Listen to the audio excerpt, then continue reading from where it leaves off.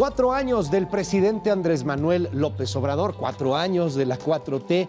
Para algunos es insuficiente para el cambio, para otros es la destrucción de las instituciones. Hoy en Contracara vamos a platicar con dos posturas en frente de la 4T a 4 años de López Obrador.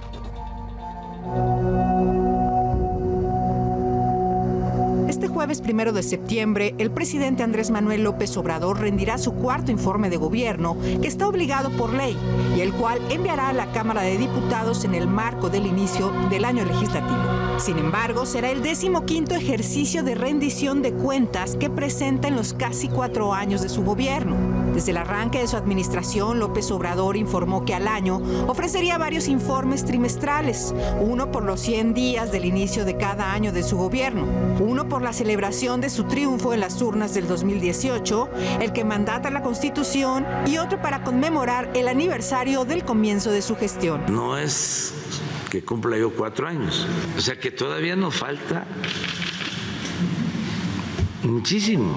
Aunque el presidente Guadalupe Victoria presentó el primer informe presidencial en la historia de México el 1 de enero de 1825, se debe al presidente Venustiano Carranza que este se rinda el 1 de septiembre. Estableció por primera vez que la lectura del informe presidencial sobre el estado que guarda la administración pública del país se realizara una vez al año al inicio de las sesiones ordinarias del Congreso de la Unión. Antes de ser reformado en el sexenio de Felipe Calderón, el artículo 69 de la Constitución establecía que en la apertura del periodo de sesiones ordinarias del Congreso de la Unión, el presidente de la República asistiría personalmente al recinto de San Lázaro para presentar un informe por escrito. Esto fue modificado y ahora ya no es obligatoria la presencia del primer mandatario para entregar este documento. Unos días antes de su cuarto informe encabezando la presidencia de la República, el presidente López Obrador difundió una serie de spots de los que resalta lo que considera son los principales avances de su administración, como la construcción del Aeropuerto Internacional Felipe Ángeles, el Tren Maya y la ampliación de sus programas sociales, como la pensión para adultos mayores. No somos iguales. Durante los gobiernos neoliberales nunca hicieron una obra como esta. El Aeropuerto Felipe Ángeles se construyó en 2 años y medio. Nos ahorramos 100,000 millones de pesos. Es el mejor aeropuerto de América Latina. No somos iguales. Durante los gobiernos neoliberales no se redujo el número de delitos del Foro Federal en 30%. Mucho menos se sabe, porque la prensa no lo informa, que con Fox aumentó el número de homicidios en 1.6, con Calderón casi 200%, con Peña Nieto 60%. Nosotros lo hemos disminuido en 10%. La cita será este jueves en Palacio Nacional, donde el titular del Ejecutivo emitirá el mensaje oficial a las 17 horas y será transmitido por redes sociales de la Presidencia de México, YouTube, Facebook y Twitter. Al evento estarán invitados los integrantes de su gabinete, aunque también se prevé que asistan empresarios, gobernadores e invitados especiales.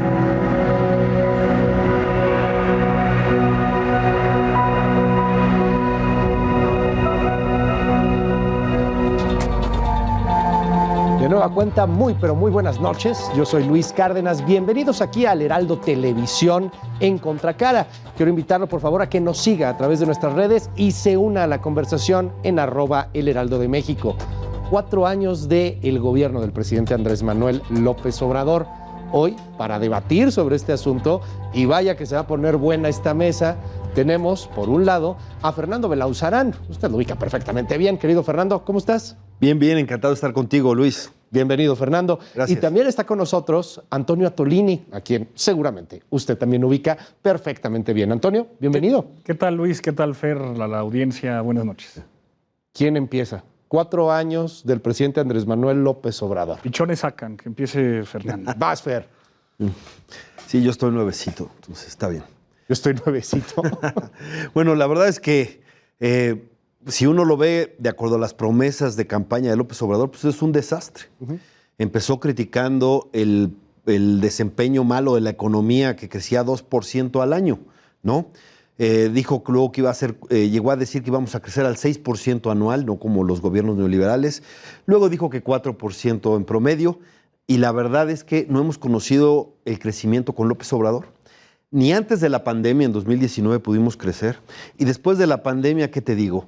Y somos de los poquísimos países que no hemos recuperado el nivel de riqueza que tenía cuando tomó posesión. Es decir, había más riqueza en 2018 que ahora. Nada más que ahora hay más población.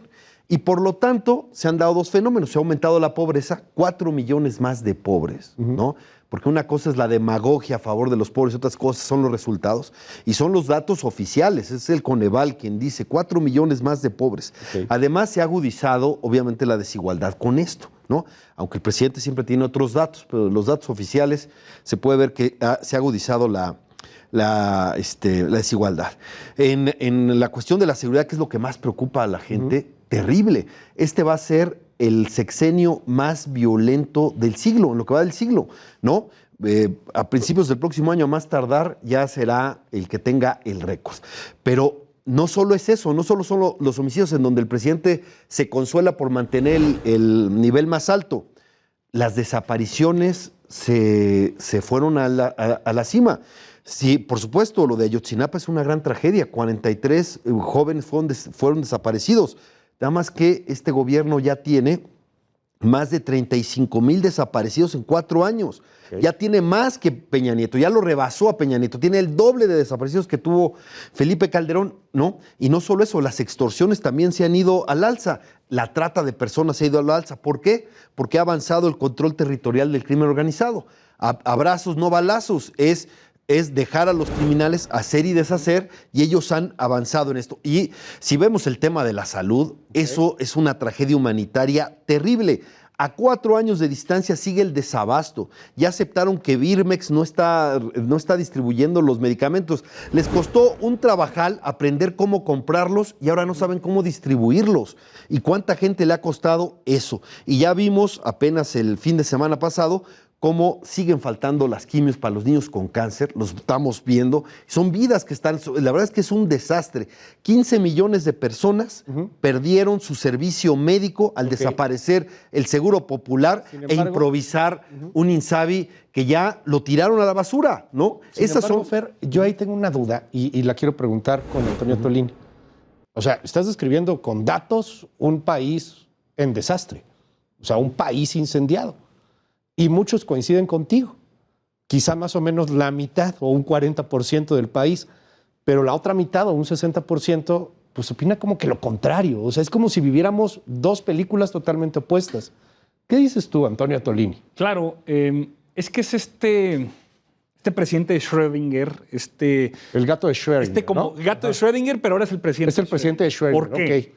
Porque por un lado se le acusa de ser un dictador que concentra todas las fuerzas políticas del país, que es capaz de poder doblegar a jueces, a militares, a gobernadores, a todos, todo hombre, toda mujer que hace política en este país, es responsabilidad del presidente. Sin embargo, luego pareciera entonces que se le acusa de no ser capaz de poder resolver A, B, C, D o E problema. Entonces, esa contradicción, que es bien curiosa, que qué bueno que la mencionas, Luis, es, yo creo que por principio, la disonancia cognitiva que existe en la oposición. Te corrijo con el último dato, ya ni siquiera del Financiero, de Reforma. Es 65% de la población que mantiene una preferencia positiva. 61 si quieres, margen de error más o menos. 65% mantiene una opinión positiva con el presidente. ¿Qué hace la oposición? Nos tilda de locos, nos tilda de haraganes, nos tilda de tontos, porque es muy fácil evitar hacer la pregunta fundamental. Puede ser, quizá, solo una sugerente idea, que el país no esté realmente tan incendiado. O sea, de verdad, yo creo que sería desquiciante para un sueco, o para un alemán, o para incluso un norteamericano, que llegue y vea las portadas de los periódicos y vea justo esto, todo lo que acaba de enumerar Fernando. Las portadas con el incendio de país que reporta la prensa corporativa y salir y ver relativa paz social, relativa, porque todo depende de en qué posición particular estés, porque no hay paz social en Zacatecas, no hay paz social en Guanajuato, no hay paz social en Chiapas, por decir dos gobiernos que tenemos nosotros y uno que tiene el PAN hace 25 años. Entonces, ahí es donde yo digo, a ver, qué gran oportunidad para abrir a la discusión el federalismo político que tanto reclaman en los hechos y que dicen que el presidente violenta, pero que nadie pone un centímetro de atención, un minuto de su atención a revisar si, por ejemplo, el más grave tema que tiene este país, que son los desaparecidos, nadie, y por nadie me refiero a quizá Fernando o alguno de los interlocutores de la oposición, se atreve a criticar ni con el pétalo de una duda a las fiscalías locales. No escucho nunca que alguien le diga al miserable fiscal que tiene más de 15 años en Guanajuato, en uno de los estados que más se está incendiando en este país, en donde, revisando los datos, el 80% de los homicidios dolosos de este país se concentran en 4 estados, algunos recientemente gobernados por la 4T, pero otros hace 25 años gobernados por la oposición, y darían cuenta de una dinámica distinta. Por detenerme en un detalle que ni siquiera es confrontar a Fernando, ni siquiera decirle estás mal, es que la perorata simplona, repetitiva, de que todo está mal, pero a la vez todo lo concentra el presidente, pero ¿por qué no resuelve todos los problemas? Es no entender ni ser responsable con los temas, y pero por entonces, eso es tan chocante entonces, los partidos de la oposición. Entonces, querido Antonio, nosotros. estamos en que no es mentira, pero se exagera, Fernando. O sea, no está tan mal. O sea, porque claro que hay un problema de homicidios, pero hay un problema de desaparecidos, y de pero economía, ¿de dónde es responsable y de el presidente? otras cosas, ¿no? Bueno, es que explícame. Ahorita te explico. Mira, seguramente el presidente Andrés Manuel López seguramente has oído hablar Fernando de un libro que se llama Constitución Política de los Estados Unidos Mexicanos. Ahorita llegamos a eso. Pero espérame, déjame, sí, por eso. Ahorita llegamos a eso. Es que, si me permites, lo primero es distinguir. Una cosa es la popularidad del presidente y otra cosa es cómo siente la gente o si están resolviendo los problemas. Hay un desfase que se ha visto todos. Mientras la gente se siente insegura y sabe que esto está perdiéndose la batalla contra el crimen, de todas maneras, el presidente es popular. Tiene una popularidad muy parecida a la que tenía Vicente Fox, más o menos, a esta misma altura de su gobierno. Tenemos una cultura presidencialista, de alguna manera. Una cosa es la simpatía, el que creas que le está echando ganas, y otra cosa son los resultados concretos. E insisto, los resultados son los datos oficiales, los mismos que genera el Estado mexicano. Podemos darnos cuenta de esta cuestión. Ahora, ¿qué dice la Constitución? Dice que al crimen organizado le corresponde combatirlo a la Federación. ¿Cuál era la salida para enfrentar al crimen organizado de la Federación? La Guardia Nacional, que no son cualquier cosa, son 110,000 elementos. militares. ¿Para qué están esos 110,000? Les han hecho cuarteles por todos lados en este país y tendría que ir a enfrentar al crimen organizado. Pero el mismo presidente ha dicho que él ha dado la orden de eludir la confrontación con los militares, con los comandos armados del crimen organizado, porque no se combate el mal con el mal. O sea, se pone a predicar, dice, la violencia con la violencia no, y entonces vamos a ir a las causas, y entonces vamos a resolver la pobreza. Sí, nada más que hay 4 millones más de pobres. Lástima, Margarito. Si esa era tu apuesta, ya perdimos, porque hay más pobreza ahorita que antes. El problema es el asunto de la educación. Perdón, la educación ya la tiró. Cualquier cosa que huela a calidad educativa ya la despreció, porque a Andrés Manuel lo único que le interesa es la próxima elección. ¿Por qué tiene una popularidad tan alta a pesar de tener resultados tan malos? Porque a eso se dedica.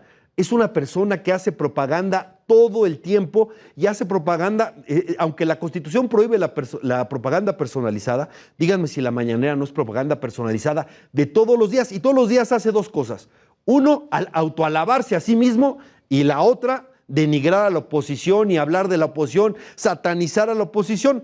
Yo no voy a enaltecer al pasado. La gente castigó con muy buenas razones al pasado en 2018. Es cierto, nada más que la medicina salió peor que la enfermedad.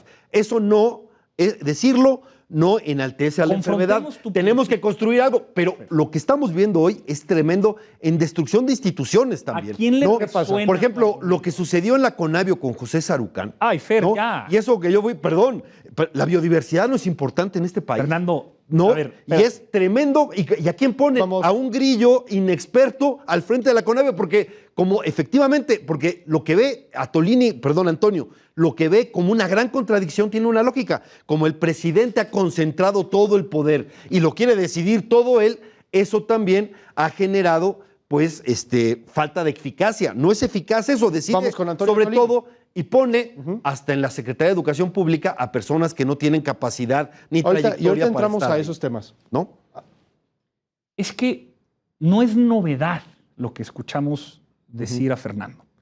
Y no es novedad que sigue perdiendo la causa política que Fernando defiende al repetir esta perorata, una diátriba casi neurótica de es que el país se está incendiando.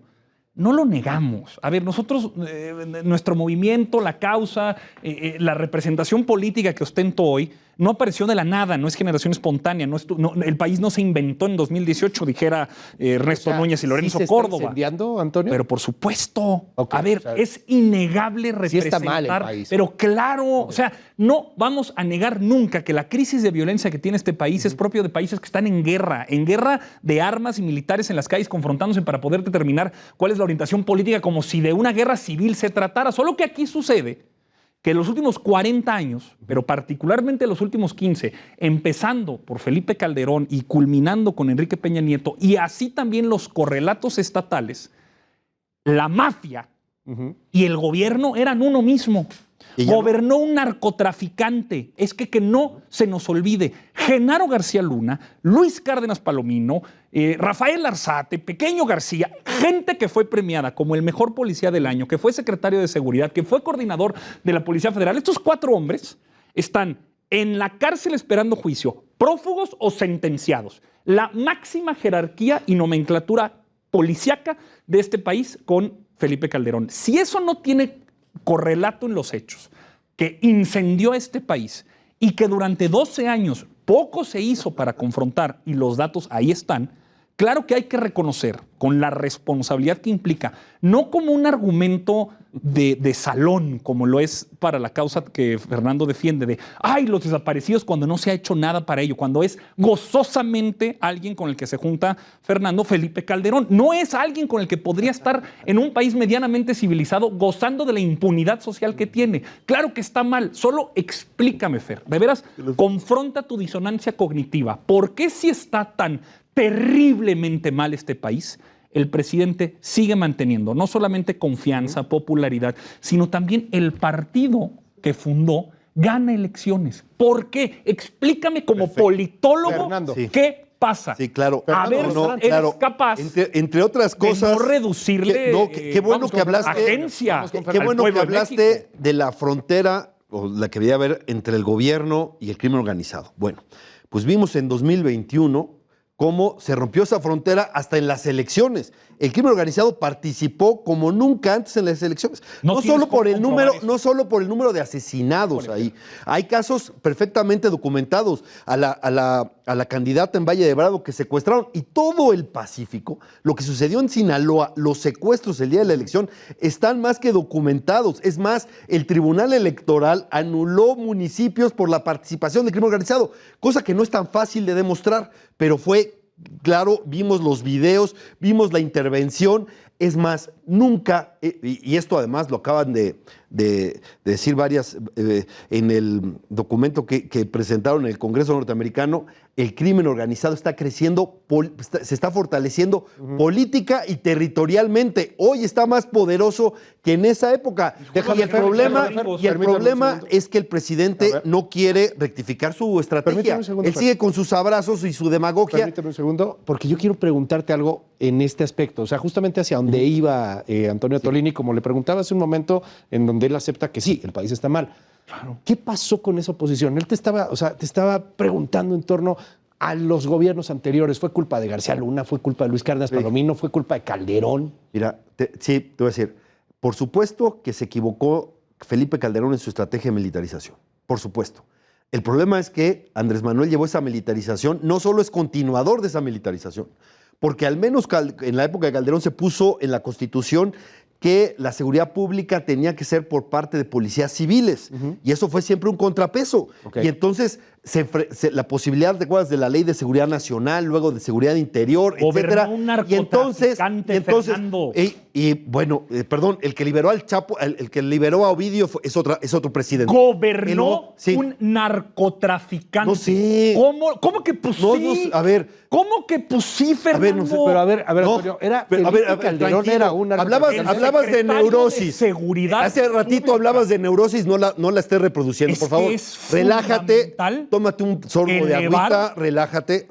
Normalizas. A ver, no estoy normalizando. El tráfico de cocaína y de armas del secretario de Seguridad Pública, te voy a decir, Calderón. Bueno, lo que te voy a decir es que al menos, te voy a decir, antes era militarizaron para combatir al crimen organizado. No se combatía, ahora militarizaron y no combaten al crimen organizado. Eso es lo que está pasando hoy. Esos son los abrazos del presidente. Esos son cuando vimos las escenas en Michoacán, en Nueva Italia, que se iban y veíamos cómo perseguían los criminales al ejército. Y dijo Andrés Manuel, qué bueno, yo les he dado la orden de eludir la confrontación. Y el control. No, quiero quién protege a los ciudadanos. Yo lo que quiero es quién protege a los ciudadanos. Y el problema, y nada más una cosa fundamental, la militarización hoy es mucho más grave que antes, porque además están construyendo un régimen político militarizado.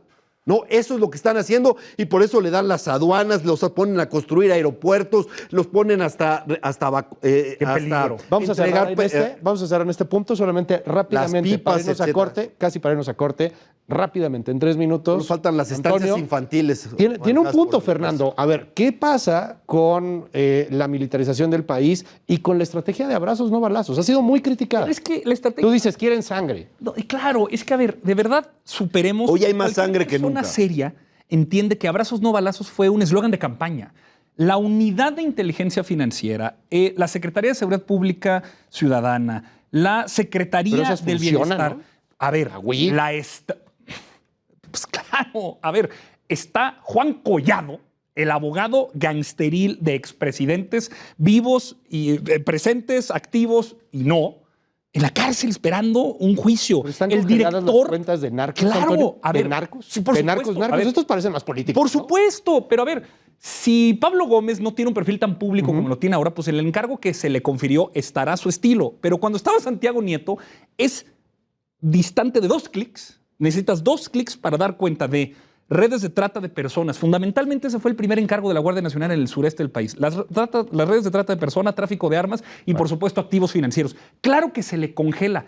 En 2007 a 2011, cuando gobernaba el narcotraficante Felipe Calderón, lo único que se le llegaba a congelar eran las típicas mulas. Que es decir, la gente que trafica en aeropuertos, no más de $10,000. Oye, si Calderón es narcotraficante, ¿por qué no lo aprenden? Vámonos en un ¿Por qué no lo aprenden si es narcotraficante o hay impunidad con López Obrador? Vamos a darnos... Tú estás diciendo que es narcotraficante, ¿por qué no lo aprenden? Dame un segundo. Vamos a darnos un minuto. Dame un minuto, Fernando. Dame un minuto, Antonio. Tengo que ir a una pausa. Esto es Contracara, estamos en el Heraldo Televisión. Gracias por estarse desvelando con nosotros. Seguimos con mucho más. Únase a la conversación en @El Heraldo de México.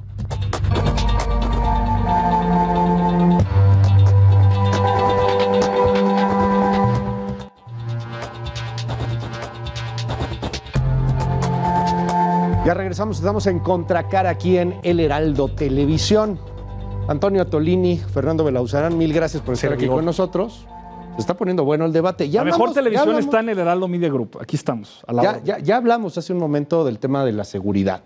Y simplemente para cerrar, decías, Antonio, y vámonos con Fernando, y pasamos a otro tema, que es el tema económico. Sí, va. Es una estrategia mucho más amplia que solamente abrazos y no balazos. Se entiende, se conoce, se habla, pero sobre todo además la seguridad y particularmente los homicidios dolosos, que es, digamos, la máxima y más terrible y cruenta expresión de la violencia, que hay muchas otras, pero la violencia que nosotros estamos tratando de combatir de manera urgente, pues también requiere de colaboración de los estados, las fiscalías locales. Y recordemos el dato con el que inicié.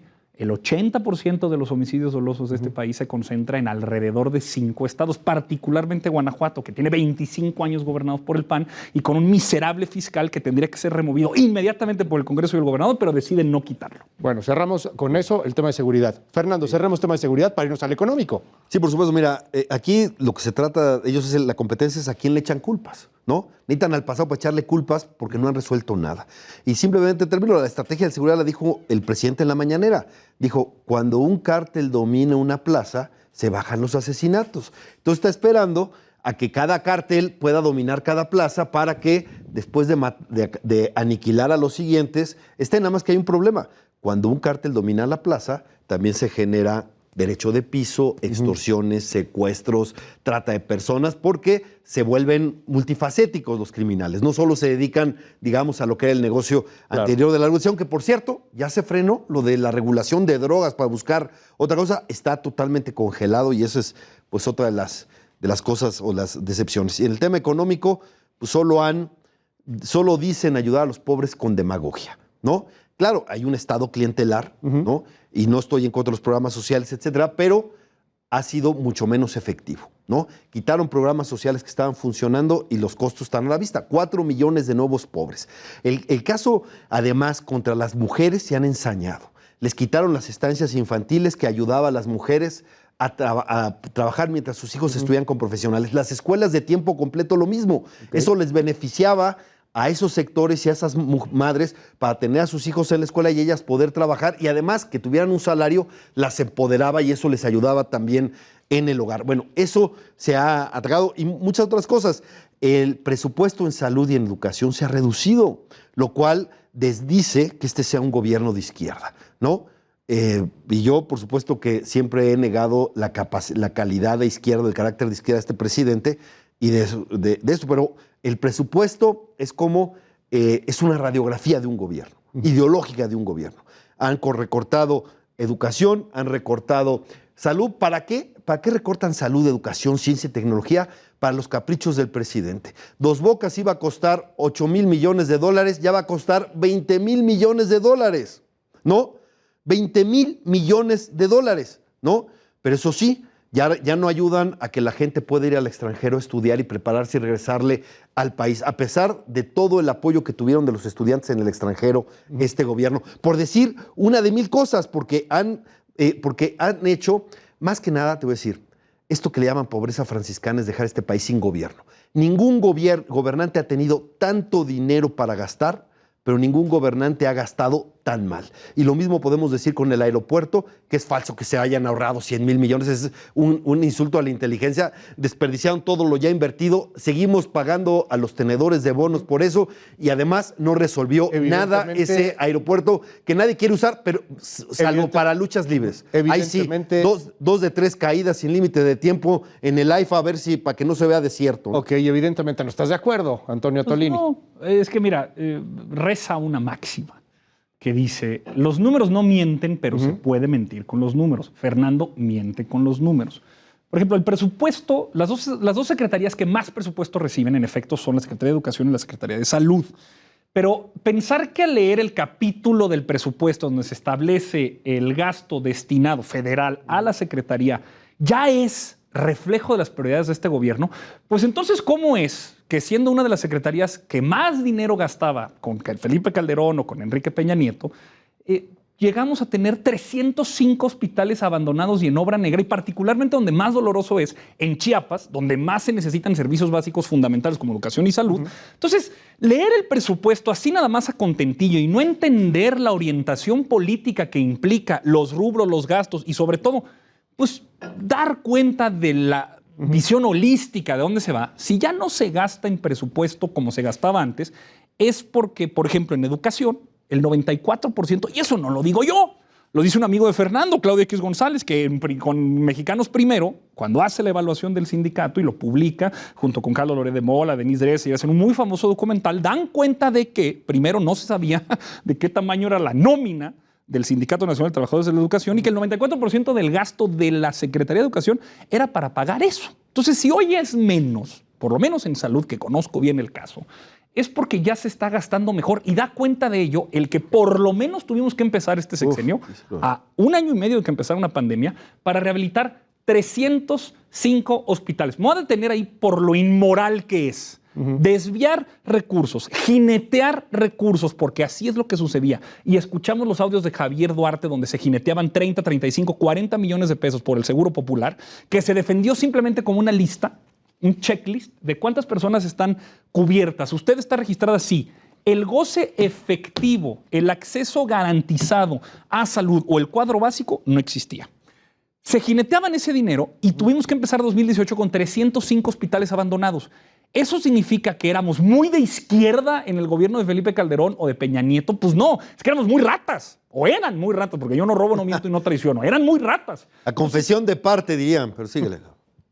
No, ni entendí. Yo no Vas soy a entender, ratero. Gabo. Yo no soy ratero. Entonces, por eso tenemos que dar cuenta de que la diferencia es que hoy fundamentalmente... Lo mismo decía García Luna. Yo creo... No me compares con García Luna porque yo no soy un narcotraficante, Fernando. Yo no soy un narcotraficante. Yo no tengo ninguna causa indiciada y yo tampoco estoy en la cárcel. No soy como Genaro García Luna. Y tú te sientes muy cómodo bromeando con eso. Yo no. Porque la gente en este país perdió familias enteras. Y si no, date una vuelta. Siguen perdiendo familias enteras en este gobierno que no arregla nada. Siguen perdiendo familias enteras en este gobierno. Te respeto como interlocutor. Les digo algo, Antonio, quisiera que entráramos a un tema que tú conoces bien, Antonio, cuando estabas en Yo Soy 132, y ahí nos conocimos, ¿te acuerdas? Sí, claro. Hace mucho tiempo. Y yo también quiero que entremos contigo, Fernando Belauzarán. Cuando estabas también apoyando a López Obrador hace mucho tiempo, y ahí nos conocimos, cuando éramos herejes, cuando estábamos en el Twitter. Quiero pedirles algo. Más allá de que esto es muy divertido y que también da mucha flojera, francamente, de pronto, yo quiero que nos pongamos a pensar qué ha sido bueno para la gente, para los amigos que nos están aquí echando la mano para grabar, para la gente que está en producción, para la persona que está allá afuera en la calle tomando un camión. ¿Para eso ha sido mejor el gobierno de López Obrador o no en materia económica? ¿Ha subido o no ha subido? ¿Qué opinas tú primero? Antonio Tolini. Pues, si me permites. Por favor. Y digo, nos conocemos todos de hace mucho tiempo. Está bien, me parece muy bien. Pero, a ver, la gente no está harta. Y ya no te exaltes. Estamos contra la No, está bien. La gente no está harta de los políticos, está harta de las mentiras. La gente no está cansada de una discusión ideológica, está cansada de la simulación. Si el presidente todos los días se despierta y dice, para que nos vaya bien a todos, vamos a poner primero a los pobres y vamos a continuar con una política donde lo más importante son mis principios, no robar, no mentir, no traicionar. Lo que parecería muy cansado, yo hice campaña en 2021 en Torreón, Coahuila. Déjame traigo mi experiencia personal. Hombres y mujeres que dieron su vida para trabajar, generalmente en un trabajo precarizado, que difícilmente tuvieron seguridad social en algún momento o nunca, y que llegaron, dada la reforma del 97, a una situación donde la pensión mínima garantizada era de un salario mínimo, claro, y que en 30 años no había subido. En 2021 yo me encuentro en las colonias de Torreón, hombres y mujeres que viviendo juntos reciben la pensión de adulto mayor, que no es clientelar porque es una pensión universal. Es decir, mi tía que tiene casa propia, fantástica, saludos a mi tía Tensi, que no tiene una sola necesidad en la vida, cobra la pensión porque tiene más de 65 años, así como también las personas en otras condiciones que también la necesitan. Eso les salvó la vida en la pandemia. Porque eso es lo que les permitió no tener que salir a trabajar, no exponerse en una condición de comorbilidad. Llegó una cascada de recursos, Antonio, llegó a gente que llegó el recurso que lo necesitaba, porque ya no hay gente que estaba en la última parte de... Claro, o en la media. Alumben a la parte más... O a la media, porque además fundamentalmente lo que corrige este gobierno quizá no es la mayor cantidad de recursos, no es marginalmente superior. Lo que sí cambia es la forma de distribuirlo. Déjame pasar con Fernando. ¿Y a la media cómo le fue? O sea, a la clase media, ¿cómo le fue? A la gente que no gana... que lo dices. Mira, primero, no tengo ningún problema con las pensiones. Las pensiones de adultos mayores se dan desde hace una década, más o menos en todos los estados. Es algo que se acepta y ayuda muy bien a que la gente pueda salvar, sobre todo en esa etapa de la vida, donde ya baja un poco la productividad. Entonces, ahí no nos centremos en eso porque ahí no hay polémica. Nadie está pidiendo que se quite esa pensión, ¿no? Pero lo que sí es que abandonaron a su suerte a muchísima gente clase media. Dejaron que se rascaran con las uñas. Por eso la pobreza, cerraron un montón de negocios, un montón de gente se quedó sin trabajo porque dejaron que se rascaran con sus uñas. Y peor aún, por codos, por tacaños, ¿no? Apostaron a la inmunidad del rebaño. Y eso fue tremendo. México es de los países con mayor exceso de mortalidad en la pandemia. Que tiene más, de los mayores con muertos en la pandemia, pero además con exceso de mortalidad que luego se vio por tremenda ineptitud, por tremenda tacañería Y bueno, las consecuencias están a la vista. ¿Cuántos restaurantes cerraron? ¿Cuánta gente se quedó sin empleo? Entonces, y además una cosa tremenda, la gente hoy compra, las familias compran hoy el 60% de lo que compraban en 2018. Pensando Eso en la es clase... una tragedia terrible. Eso es ponerse en los pies de las personas. Paso con Antonio Atolini. Pensando en esta clase media, pensando en la gente que no está en la última escala social, ¿qué tanto ha ayudado la 4T, Antonio? A ver, la clase media es un concepto sobre el que muchos aspiran a pertenecer, pero que... Pensando en quizás quien gana haya más de muchas- 15,000 pesos al mes. Correcto, pero a ver, claro, 15,000, 10,000 pesos pero al mes. claro, o sea, es que los últimos datos incluso de Coneval establecen que la media sobre la que tú ya puedes formar parte de la clase alta es si ganas más de 25,000 pesos. Sí, lo sé. Entonces, confrontémonos con un poco la realidad de que si tú ganas más de 25,000 pesos, no es clase media. Si eres clase media, probablemente no tengas casa propia, tengas una casa vivas en una casa donde quizá 2 o 3 personas también tengan que participar en la economía, no tengas seguridad social, quizá tengas a lo mucho preparatoria o algunos semestres de universidad, pero no es común. O sea, es todavía una situación donde se está precarizado. A ver, se sextuplicaron en 3 meses la cantidad de camas censables en México para poder atender a personas en la pandemia. Se entregaron créditos a la palabra de 25,000 pesos a microempresarios que el 97% no los pagaron porque no se pretendía que fuera eso. Se entregó un apoyo directo a quien se registró para poder mantener a 1 o 2 o 3 empleados. ¿Por qué la historia me da la razón? En este tema al menos. Hoy el desastre que anuncia Fernando no existe en los datos. Registros de empleos formales ante el IMSS hoy es superior incluso al tiempo previo a la pandemia. Es decir, el empleo formal, hombres y mujeres que tienen, no ganan menos porque el salario mínimo crece hace 2 o 3 años. Poca gente gana el salario mínimo, Antonio, es que no engañes. No, es que el registro ante el IMSS, claro que el salario interprofesional hay muchas salario cosas, mínimo es con lo que se registra. El número de personas que ahora ganan entre 1 y 2 salarios mínimos se multiplicó porque efectivamente se recuperaron ya empleos, pero ahora ganan menos. Y además el desastre está a la vista, porque son datos que no se pueden ocultar. México no ha llegado al nivel de riqueza que tenía en 2018, de los poquísimos países que no ha recuperado el PIB que tenía prepandemia, ¿no? Señal de que la estrategia no funcionó. Es cierto. ¿No? Vamos a hacer un ejercicio. Vamos a hacer un ejercicio. A ver, espérame, por debajo de la riqueza en 2018. A ver, Fer, dame 2 segundos. Antonio, dame 2 segundos. Por favor. Claro. Vamos a hacer un ejercicio, nada más para divertirnos. Más. Antonio, ve a la cámara, como lo estás haciendo, y dile a la gente que le está yendo mejor con López Obrador económicamente que antes. Hombres y mujeres libres y de buena voluntad. ¿Quién soy yo para decirles lo que sienten, viven y experimentan todos y cada uno en su realidad? Se acabó la simulación, se acabó la mentira y por primera vez en México tenemos un gobierno decente y eso en México es tremendamente revolucionario. Eso es falso. Qué honor es estar con López Obrador y seguimos adelante. A ver, ahora Fernando, dile a la cámara y dile a la gente que te está viendo que están peor con López Obrador. Sí, miren, Está bueno. yo vengo desde los tiempos del viejo régimen, cuando existía el país de un solo hombre, cuando el presidente lo decidía todo. Hemos regresado al país de un solo hombre y les voy a decir, este gobierno ahora es mucho más mentiroso, más juega con el engaño y, ¿qué les digo? Decía Carlos Marx que que la historia primero se presenta como tragedia y luego como farsa. Esta es una gran farsa para todos, pero cuando se acabe la función vamos a ver una realidad tremenda. Instituciones que costaron mucho construir, como por ejemplo la Comisión Nacional de Derechos Humanos, es terrible.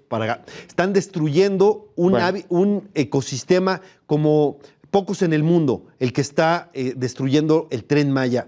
Eso puede ser irreversible y el daño que se está haciendo es tremendo. El daño a las nuevas generaciones con la educación, en donde están apostando simplemente al adoctrinamiento, es terrible, con un chauvinismo panfletario. Sí, ¿verdad? Ya estaba yo en carrera. Sí, ya. Pero bueno, la verdad es Oye, que... tráeme una campanita. Pero yo les quiero dar una esperanza. La esperanza es 2024. Claro que los podemos derrotar y no regresar al pasado, pero sí retomar el camino pluralista en un país donde todos quepamos. Gracias, y con Fer. un presidente que una a los mexicanos y no los divida ni los polarice. Gracias, Fer. Gracias, Fer. Estamos casi a punto de cerrar el programa. Y de verdad que se ha ido como agua y bueno, al menos yo he aprendido mucho. Gracias, me he divertido mucho.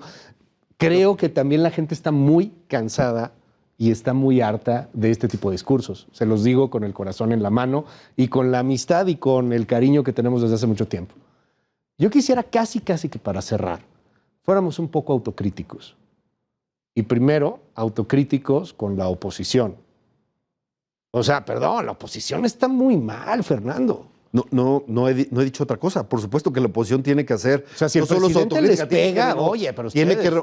que buena parte de que todavía esto esté así, sin grandes contrapesos, es lo que la oposición ha dejado de hacer. Y tiene que renovarse, tiene que hacer su autocrítica. La gente los castigó.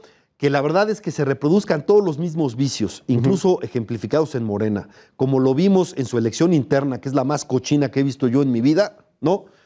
Que aunque eso se haya pasado así, eso no es excusa. La oposición tiene que hacerlo de otra manera. Y yo te voy a decir, en 2024 tiene que haber una irrupción ciudadana.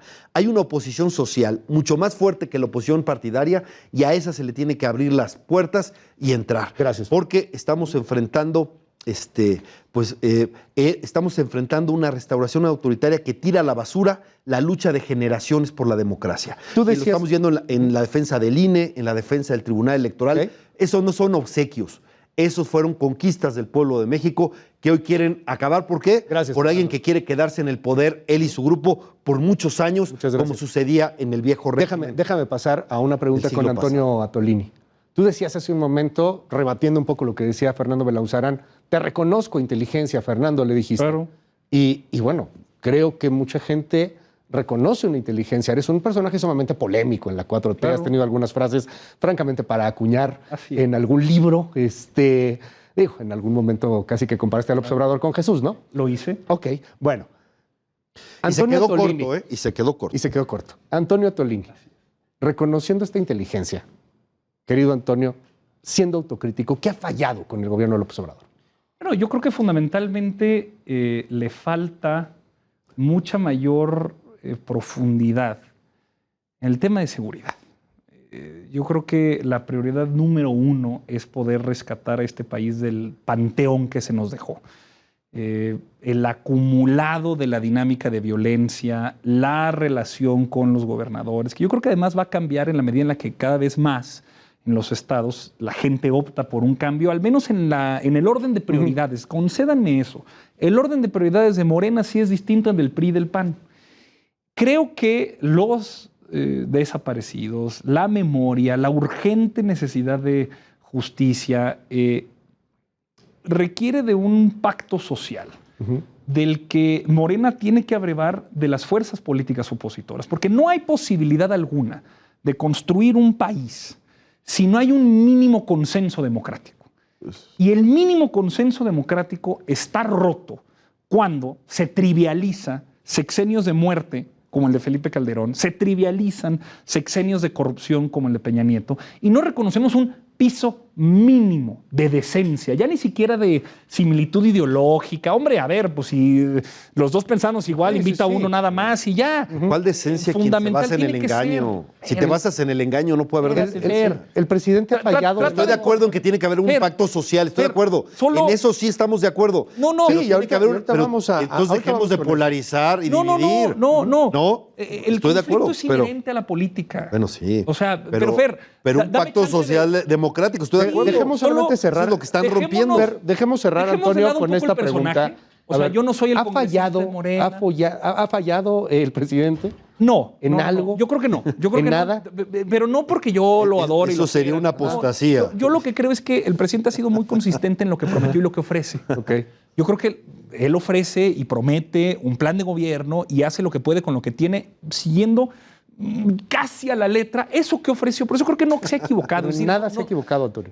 Sobre el proyecto, ¿qué te podría decir? ¿Cuáles son mis prioridades? ¿Cuál es mi urgencia? ¿Cuál es el orden de conflicto que yo quisiera que tuviera más premura? Bueno, pues por supuesto el de la violencia. Yo creo que la condición sobre la que vivimos, y lo hablo para la gente que nos está viendo en lugares como Coahuila, Guanajuato, Zacatecas, Baja California. Claro. Hombre, creo que ahí tiene que haber. Que si el presidente ha fallado, no, pues que eso se encarguen los críticos y que se mantenga una discusión. Solo reconozcamos un mínimo piso de decencia, sobre el cual Ya. la crisis de inseguridad tome cierta paz, cierta tranquilidad Vamos a cerrar. y enfrentarla con... Vamos a cerrar el programa con esto. Se los pido. Nos quedan 5 minutos. Muy bien. 2 minutos cada quien. Y quiero que recordemos de verdad ese Antonio Tolini antes de Morena y ese Fernando Belauzarán antes de la alianza, antes de Claudio X González. ¿Cuál es el México que quieren? Mira, En 2 minutos, Fer. yo quiero un México en el que quepamos todos. Con esa discrepancia, Cuauhtémoc Cárdenas llegó a esta Ciudad de México con el eslogan "Una ciudad para todos". Y hace poco escuché a Claudia Sheinbaum diciendo, en esta ciudad los conservadores no tienen cabida, ¿no? Yo luché en una ciudad para que quepamos todos exactamente. Yo le tomo la palabra a Tolini cuando dice un piso de decencia. Pues que empecemos por no calumniar y empecemos por no difamar. Y empecemos por quitarse por salirse de ese pedestal de superioridad moral, totalmente falso y totalmente hipócrita, y reconozcámonos en las diferencias y entendamos que el que piensa distinto también puede colaborar en mejorar el país, ¿no? Yo soy una persona que reivindico mis valores y mis principios de izquierda, pero sé, por supuesto, que la derecha también puede y ha contribuido a engrandecer este país. Es más, la transición a la democracia, con sus errores, con sus problemas, que permitió a López Obrador ser presidente, ¿no? Aunque él desconozca ese proceso, eso se logró pluripartidistamente. Y no podemos permitir que lo que se logró pluripartidistamente, digamos pluralmente, se destroce unilateralmente en una restauración, en una regresión. Construyamos algo pluralmente en donde quepamos todos, porque vaya que tenemos problemas. Y solamente podemos resolverlos si nos reconocemos. Ojalá que esto regresemos. Lo que está pasando en el Poder Legislativo es muy triste. Gracias. Porque es borrar a la otra parte, ¿no? Gracias, Fernando Belauzarán, de verdad, muchas gracias por estar No, gracias. en Contracara en el Heraldo. Hombre, claro, y gustazo. espero que para el siguiente seamos más amenos todavía. No, se va a poner más interesante. Oye, pues de eso se trata Pues es justamente. conflicto político, pues. Antonio Tolini, ¿cuál es el México que quiere? Diferencia fundamental con Fernando. Yo no quiero un México donde quepamos todos. Un México donde no caben ladrones, donde no caben corruptos, donde no caben deshonestos, donde no caben hombres y mujeres que se han apropiado de lo público para el beneficio privado. ¿Pero conservadores sí caben? ¿De derecha sí caben? ¿Y qué hacemos con Bartlett? Ok. Sí. ¿Y qué hacemos con Manuel Bartlett? Ya, para cerrar. Ajá. O sea, Adelante. no hay necesidad. Ajá. ¿O va a decir que no es ladrón? No hay necesidad. ¿Está bien? Esto es lo que yo veo. Ajá. Presento una denuncia, ya es lo que me... O sea, A eso quería yo no llegar, quiero que quepan... En México no caben, pero sobre todo en lo público, particularmente, el más noble de los oficios a los que un ciudadano pudiera dedicarse, que es la política, no hay cabida para la simulación, no hay cabida para la deshonestidad, no hay cabida para la mentira, no hay cabida para ninguna deshonestidad. ¿Por qué? Porque es la confianza que hombres y mujeres... Al saberse parte de una nación, o sea, ¿por qué los hombres y mujeres libres, honestos y trabajadores de Badiraguato pueden sentirse similares a los hombres y mujeres libres, honestos y trabajadores de Berriozábal, Chiapas? Pues porque hay una idea de nación en donde se trata de reivindicar los mejores y más elevados valores. No caben corruptos. Conservadores y de derecha, adelante, forman parte de una discusión democrática y vamos a buscar una y otra y otra y otra vez ganarles en las urnas con las mejores ideas y propuestas. Y si eso significa que no vuelvan a gobernar los tristes e inmundos días donde los neoliberales eran gobierno, en 60 años, perdón, problema de ellos, no del pueblo de México que elige. En la democracia ahí nos Gracias, mantenemos. Antonio. Pero sí hay valores morales. 60 años aquí. Muchas gracias, Antonio Tolini. Mil gracias, de verdad. No, Te gobierno, aprecio 60 mucho que años, estés aquí problemas con nosotros. Mil gracias, Fernando Belauzarán. Y sobre todo, gracias a usted que se desveló con nosotros. Ya es medianoche. Síganos en El Heraldo Televisión. Esto fue Contracara. Yo soy Luis Cárdenas. Y mañana no se pierda toda la cobertura del cuarto informe del presidente Andrés Manuel López Obrador aquí en El Heraldo TV.